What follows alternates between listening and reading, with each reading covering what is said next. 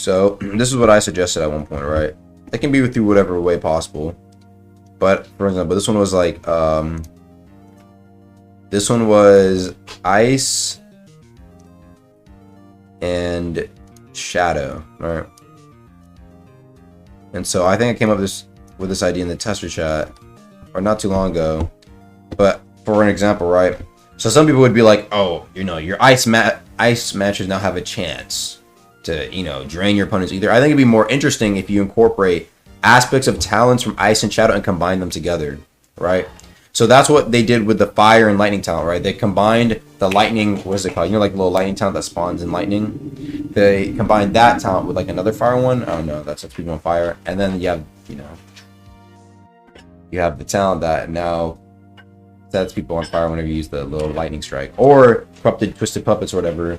You know, the talent that basically makes corpses explode, and then corrupted puppets, I don't know. There's no shadow talent that it combines together, but it basically works two aspects of the attunement and combines it together.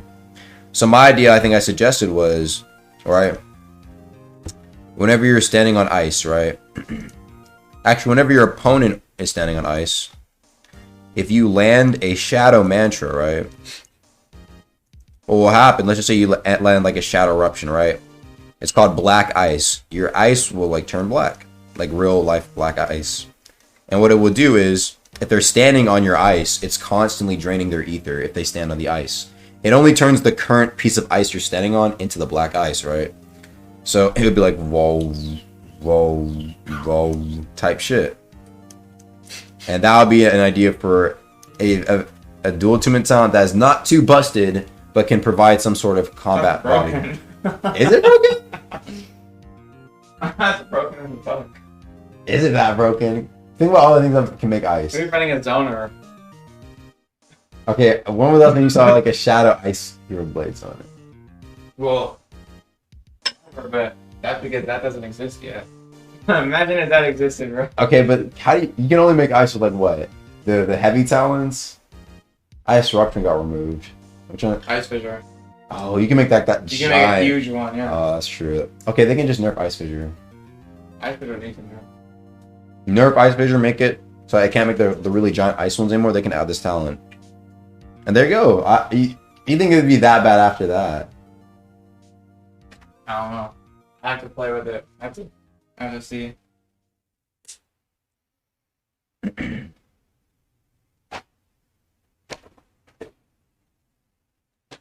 I don't really think it's that broken. It would also depend on like how much ether is really stolen. If anything, I would make it to where it's not like stealing a ton. It would just be like a slow rate that you lose ether. Not like where it'd be like whoa. It'd be like you're slowly losing ether. You're not gaining ether. That's the point. They could even just make it stop ether if they really wanted to. As long as there's some sort of effect that happens when you're standing on the black ice. Adding one talent shouldn't justify nerfing a perfectly fine mantra. What? Talk about ice fissure. Perfectly fine. That's how that bro. Ice fissure is broken. Are you serious? You heard that from the top 10 player himself. That's like one of the best ice mantras. Mainly because of the zoning properties, huh? Yeah. It's so good for zoning. What if they use domain expansion to shoot ice hell? It's not fair. Well, then that's some interesting tech. If you get caught up, then that's a rough one. And to be honest, they could always, and it's more about, I don't know. My point is I'm trying to suggest more interesting alternatives to. Someone suggested something similar to that. Your fire like steals the ether. Really? Yeah. That's just like your fire, like when it lands, right? Yeah. That's like that was like the guy who said like, oh, if you hit a wind mantra, it has a chance of like chilling. What? You gotta make it more. You have to make it a little more like. You can't just do like, oh, I land a gale mantra and it applies electricity. You know, like it's gotta be like, it's gotta combine like two of the aspects together in an interesting way. I think that's what dual attunement challenge should be, right? I mean, that would be combining them. Yeah, but it's like in the most simplistic form. It's the same thing. No, it's not. That is the same thing. It's not the same thing. The same thing would be like if I said, oh, whenever you land an ice mantra, it just steals ether. This one, you actually have to like put down the ice, and you have to land the shadow mantra on the ice when he's standing on it. So if he's not standing on the ice, it doesn't even proc. Wait, so how do you proc it? The dude has to be standing on the ice when you proc it. Well, how do you proc it though? By landing a shadow mantra when he's on the ice. See what I'm saying? Right. That was a little bit more intricate thought, but see? See what I'm saying? It's a specific condition, but it'd be kind of nice when it lands.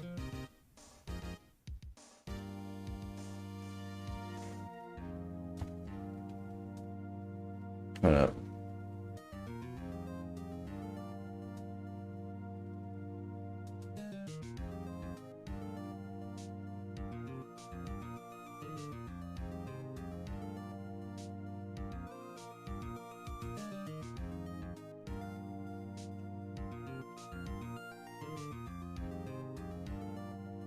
If you use a flame mantra on ice, you should make smoke screens. Someone suggested that.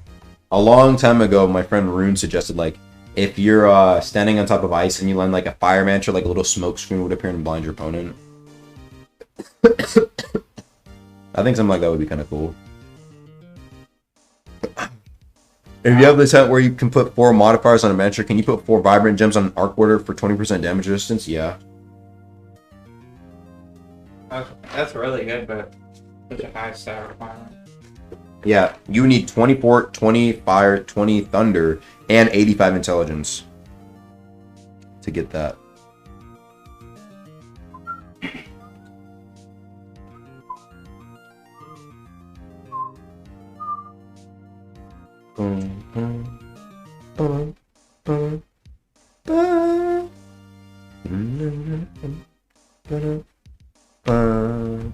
Let's continue looking at talents. If y'all enjoyed the video, make sure to go click on these other videos, man. And I'll see you guys later. Peace.